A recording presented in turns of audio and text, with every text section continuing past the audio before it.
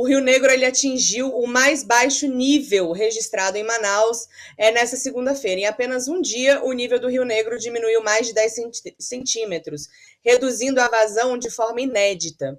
Essa é a pior seca registrada em mais de um século, desde que começaram a monitorar. Eu acho que a gente tem uma manchete aí, né, Paty, para mostrar para o pessoal. Olha aí, gente, você praticamente não vê nada na foto, né, de Rio Negro. E aí, é claro que, assim, até hoje, as secas mais severas ocorreram em 2010, 1906 e 1963. A previsão é que o rio continue a baixar nos próximos 10 dias, já que a estiagem amazônica deve continuar até o final de outubro. E é muito doido isso, porque eu tive a oportunidade de fazer essa viagem, claro, como turista, e eu tive a oportunidade de mergulhar no Rio Negro. E era realmente assim, muita água. É um negócio que parecia realmente um mar. E aí a gente quer trazer a Rose para falar sobre isso com a gente, que ela é a nossa querida correspondente sobre esses temas. Oi, Rose, seja bem-vinda. Pena que o tema ele é sempre meio triste, né? Nesse sentido, porque quem viu o Rio Negro, quem conhece, realmente é assustador. Conta pra gente, Rose, o que está acontecendo, como que vocês estão vendo isso, o que está sendo esperado? Oi, Alice. Boa tarde, bom dia para todo mundo aqui do almoço do My News. É sempre uma alegria, assim, participar com vocês, estar com as pessoas que acompanham o My News, que sempre me tratam com muito carinho. E a gente precisa ocupar esse espaço para dar atenção à região amazônica. A região amazônica e o estado do Amazonas passam pelos piores momentos de uma estiagem muito severa que tem sido agravada. A estiagem e a cheia dos rios são sazonais. Todo ano o rio enche, o rio seca, nesta maior bacia hidrográfica do mundo. No entanto, tudo está sendo potencializado pelo El Niño. Essas previsões já vinham sendo feitas há algum tempo e também por um aquecimento das águas na parte norte do Oceano Atlântico, que tem dificultado, diminuído as chuvas. As chuvas já são baixas nesse período, porque é um período de seca, mas elas têm ido para além da normalidade em função desses eventos climáticos. O que acontece é que nós estamos vivendo a maior estiagem da história desde as medições, como você destacou. Começou a medição em 1902, aqui em Manaus, no porto de Manaus, no Rio Negro, e ontem ele bateu essa marca histórica, né? Marcando aí, como você colocou, destacou também, 13 metros e 59 centímetros.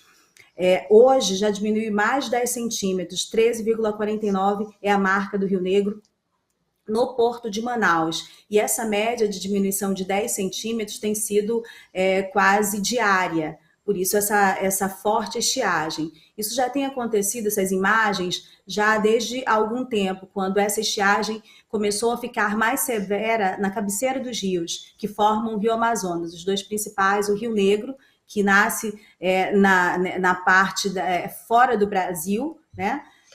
Mas aí a gente começou a ver os efeitos disso em São Gabriel da Cachoeira, em Barcelos, onde na cheia realmente a imagem do Rio Negro ela é grande demais, dá a impressão de um mar, por isso que esse nome Rio Mar, né? E aí isso foi atingindo as comunidades mais isoladas, e a gente começou a ver as imagens de abatimento dessas comunidades em relação aos seus abastecimentos. O mesmo aconteceu na cabeceira de Solimões, naquela região ali da Tríplice Fronteira, Tabatinga, atingindo também a Atalaia do Norte, e as comunidades vivendo, as indígenas e ribeirinhas vivendo essas consequências.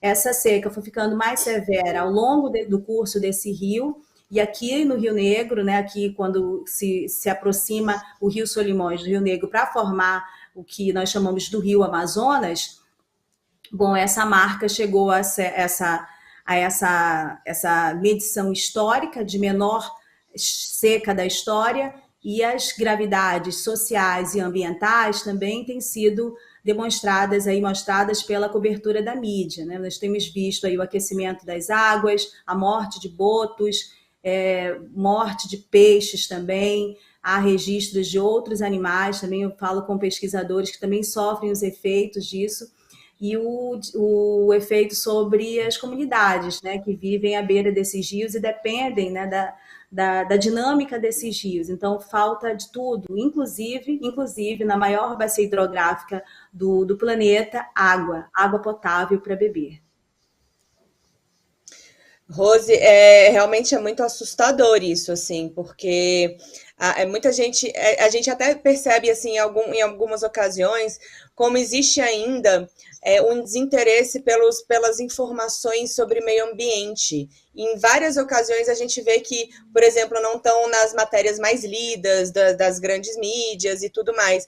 Eu não sei se é uma questão de você não querer, da pessoa não querer encarar, né? Mas assim, é muito assustador. E o que você vê em relação a esse momento do Rio Negro e, enfim, da região, no sentido de prevenir ou solucionar algumas questões? Existem alguns projetos atuais devido a essa seca?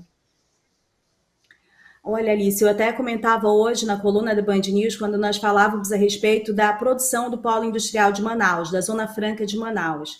A indústria usou os dados que já estão disponibilizados pela ciência. Então, a indústria percebeu que há seca todo ano, eles compram antecipadamente insumos e percebeu que esta seria uma seca que se aproximaria muito da última histórica, que foi em 2010. E hoje nós já ultrapassamos em 20 centímetros essa seca histórica.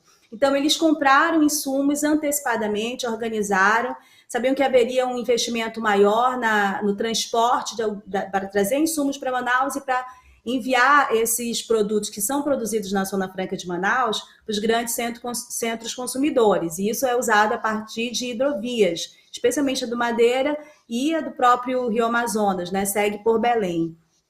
O que acontece? Eles utilizaram esses dados. Quando a gente circula, Alice, falando com ribeirinhos, eu tive a chance de falar com pessoas que vivem às margens dos rios, no Solimões, no próprio Rio Negro, aqui no entorno de Manaus, no Rio Purus. O que a gente percebe? Essas pessoas também, embora não tivessem dados dessa seca histórica, elas estão acostumadas com a sazonalidade do rio. Então, dentro do orçamento delas, que é curto, elas compram antecipadamente seus alimentos.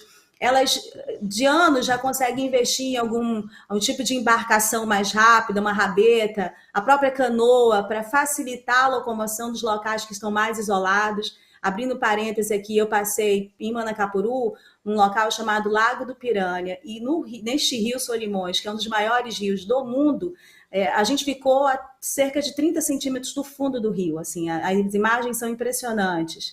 E o que acontece é que essas pessoas também se organizaram. Eu entrevistei um prefeito do município de Itamaraty, um dos municípios de pior IDH do país, e é uma das regiões mais isoladas do país, também do Amazonas, que fica no Juruá.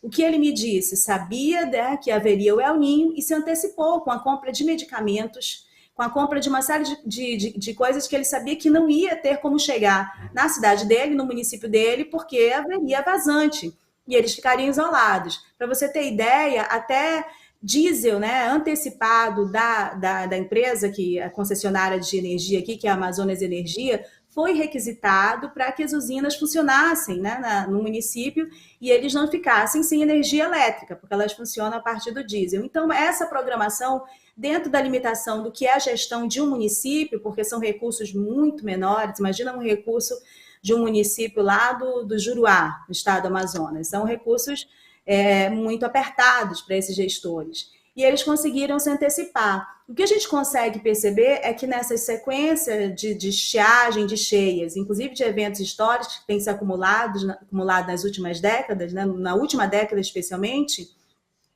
quem não consegue se antecipar é o governo do estado do Amazonas e é o governo federal. E aí a gente é colocado por meio dessa cobertura da mídia como se isso fosse uma grande surpresa, né? A situação de emergência, os contratos sem licitação, e realmente neste momento de maior calamidade, eles são necessários.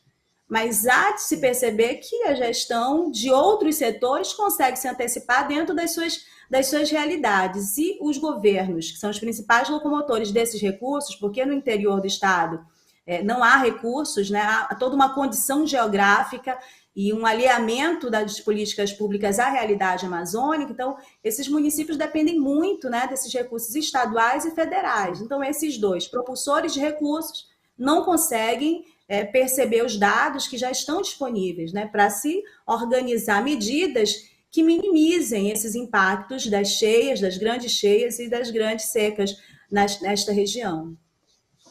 É a questão do efeito band-aid, né, Rose? Você não resolve o problema e fica sempre correndo atrás quando já aconteceu, né? Botando band-aid, enfim, é complicado mesmo.